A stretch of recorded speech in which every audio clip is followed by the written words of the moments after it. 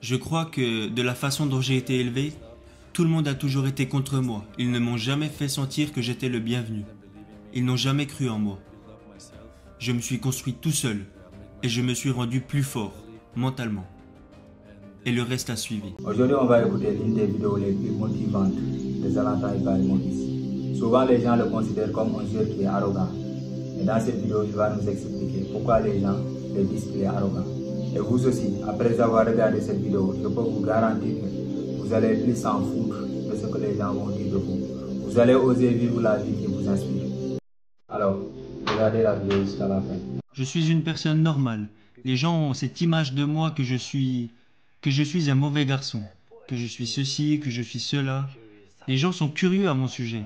Comment est-il vraiment ce Zlatan? Je suis un père de famille. Je prends soin de ma famille, mais quand j'entre sur un terrain, je suis un lion. Ça, c'est la grande différence. Je ne crois pas que je suis arrogant comme beaucoup de personnes le pensent. Je suis plutôt confiant. Je crois en moi. Ça, ce n'est pas de l'arrogance. C'est plutôt...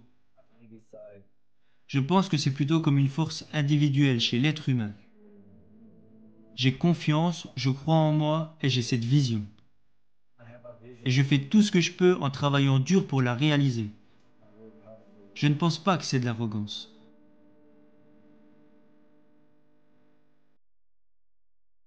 Je ne crois pas que j'ai joué un rôle parce que je ne suis pas payé pour jouer un rôle. Je ne fais pas semblant, je suis juste moi-même. Et certaines personnes aiment ça et d'autres n'aiment pas ça. Mais je m'en fous. Parce que je ne suis pas ici pour amuser les gens. Je suis ici pour jouer au foot. Je suis ici pour gagner. Et à la fin de ma carrière, quand j'arrêterai le football, les gens se souviendront seulement de ce que j'ai gagné.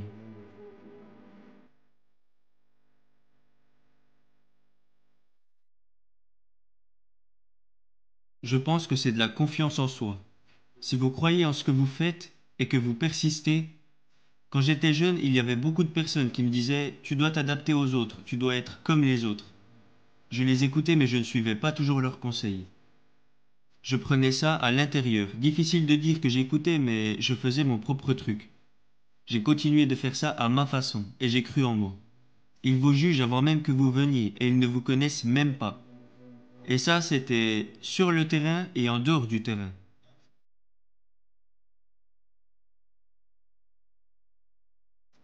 Mais j'ai continué à avancer, j'ai continué à aller de l'avant et ça m'a amené là où je suis aujourd'hui.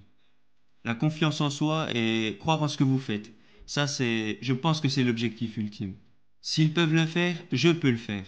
Ça, c'est ma mentalité. Si quelqu'un d'autre peut le faire, vous pouvez le faire.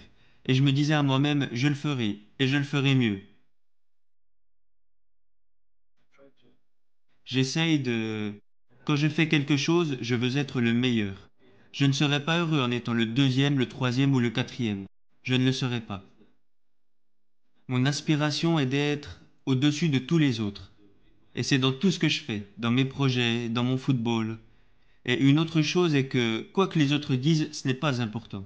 Donc s'ils vous disent que vous êtes le meilleur, ce n'est pas important. L'important est que vous disiez vous que vous êtes le meilleur.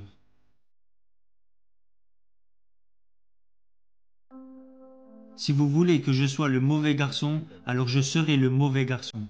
Si vous voulez que je sois le gentil garçon, alors je serai le gentil garçon. Mais je n'aurai aucun problème à être les deux à la fois. Parfois, il vaut mieux être le mauvais garçon. Parce qu'il n'y a que comme ça que vous pouvez savoir ce que les gens pensent vraiment de vous. Parce que quand ils vous disent qu'ils vous aiment, vous ne pouvez pas savoir si c'est vrai.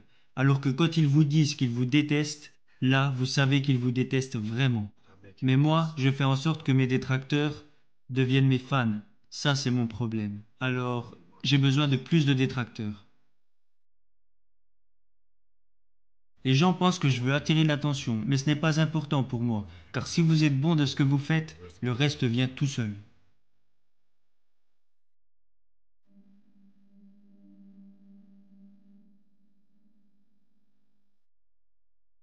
Je n'ai pas besoin de cette attention pour avoir l'approbation, pour avoir une sorte de preuve, pour savoir qui je suis. Je vis une vie normale, peu importe où je vais. Je vis... Je vis... J'essaie de vivre une vie classique, à la suédoise. Si j'ai envie de sortir, je sors. Et qu'on me reconnaisse ou pas, pas de problème. Si les gens veulent un autographe, s'ils veulent une photo, aucun problème pour moi, parce que je n'ai pas changé de vie à cause du métier que je fais. Non, non, c'est l'inverse. Je ne veux pas changer la façon dont je veux vivre, la façon dont vit ma famille. Alors pour moi, l'attention n'est pas importante. Vous pouvez avoir un exemple de ce que je vous dis avec les réseaux sociaux.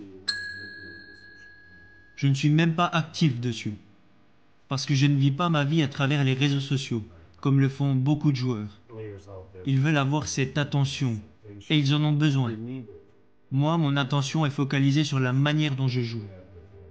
Et je sais ce que je peux faire pour m'améliorer, et ce que j'ai besoin de faire pour être bon. Je suis le meilleur dans ce que je suis capable de faire, alors tout ce qui se passe autour, ce n'est pas important. Parce que qui me reconnaîtrait si je n'étais pas joueur de foot? Personne. Alors pour moi, ce n'est pas important.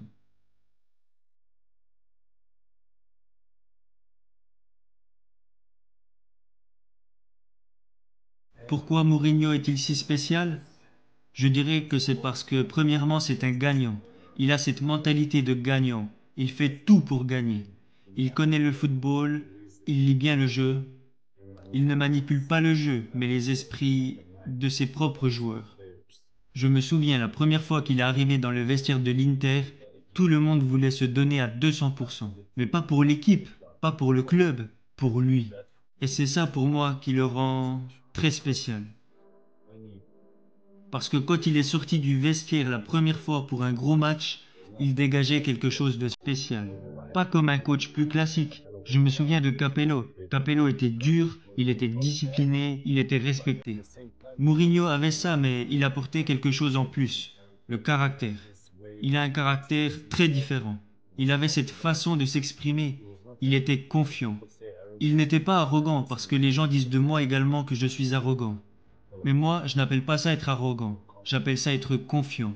Parce que quand vous êtes confiant, ça ne veut pas dire que vous êtes puissant. Ça veut plutôt dire que vous êtes vraiment sûr de qui vous êtes. Ce n'est pas de l'arrogance, c'est différent.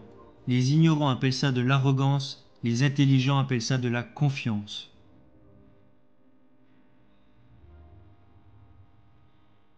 Parce que comme j'ai l'habitude de le dire, la façon que vous avez de vous entraîner est représentative de la façon que vous avez de jouer un match. Il n'y a pas, il n'y a pas d'entraînement tranquille. Et ça, c'est ce qu'est José Mourinho. C'est ce qu'il veut, c'est ce qu'il attend de vous. Il n'attend pas que vous vous donniez à 100%, il veut que vous vous donniez à 200%. Il veut que, dans le pire des scénarios, que vous restiez là et que vous vous donniez quand même à 200%. Vous ressentez une petite douleur à la jambe, mais quand vous êtes sur le terrain, vous ne la sentez plus. Ça, c'est la mentalité qu'il apporte.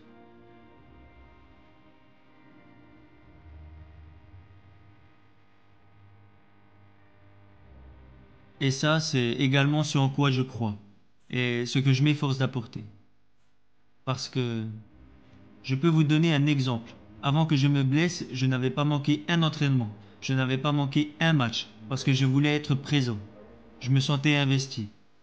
Et après être revenu de ma blessure, quand j'ai été sélectionné pour jouer le match, j'ai dit au coach, Coach, je ne veux pas vous décevoir vous ou décevoir l'équipe. Je ne peux pas vous donner le Zlatan que vous connaissez. Je ne me sens pas prêt et je me suis mis à l'écart parce que je savais ce qu'il voulait et ce qu'il attendait des joueurs sur le terrain. Alors, il y avait le Zlatan d'avant blessure, mais juste après la convalescence, il n'était pas prêt. Alors je lui ai dit, je ne peux pas vous donner le Zlatan que vous connaissez, et je me suis mis en retrait. Pour votre respect et pour celui de mes coéquipiers, ne m'alignez pas sur le terrain car je ne peux pas vous donner ce que vous attendez de moi.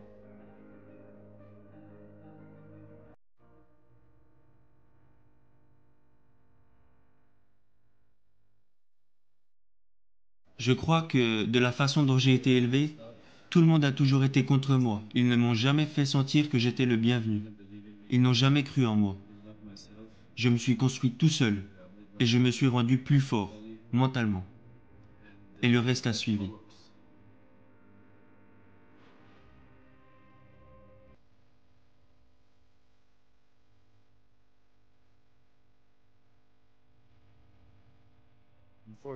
Avant mes 17 ans, j'étais le dernier à penser que je pouvais devenir bon. Un jour, le coach de l'équipe première m'a vu jouer un match et m'a dit « Il faut qu'on se parle ».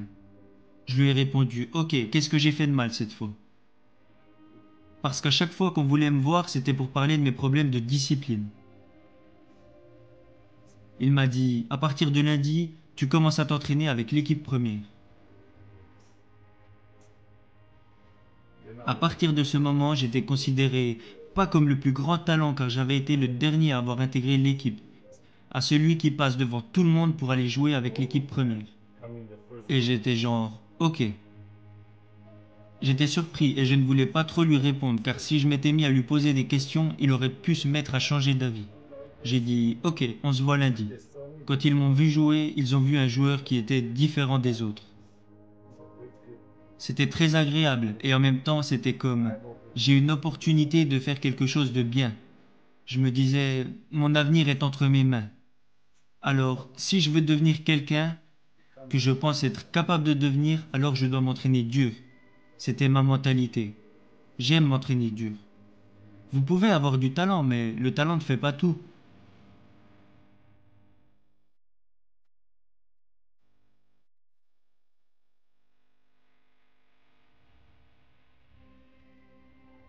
Je pense que beaucoup de personnes disent que je suis très arrogant. C'est ce que j'entends tout le temps, que j'ai une haute estime de moi, que j'ai un mauvais caractère, une grosse personnalité. Mais quand les gens commencent à me connaître, ils me disent souvent cette image ne te correspond pas.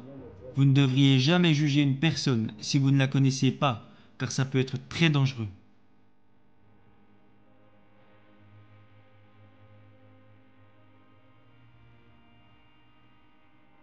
Je pense que je suis un gars qui aime rendre les autres heureux. Je place toujours mon bonheur après celui des autres. Par exemple, quand je fais partie d'un groupe, il est plus important pour moi que le groupe soit heureux que de ce que moi je sois heureux. J'avais ce rêve de jouer pour le Barça, mais après l'avoir réalisé, je pense qu'il aurait mieux fallu le laisser au stade de rêve au lieu de le rendre réalité. Parce que ce rêve aurait presque pu, non pas presque, aurait pu, pas me détruire, mais rendre les choses plus compliquées. Les 6 premiers mois au Barça ont été fantastiques.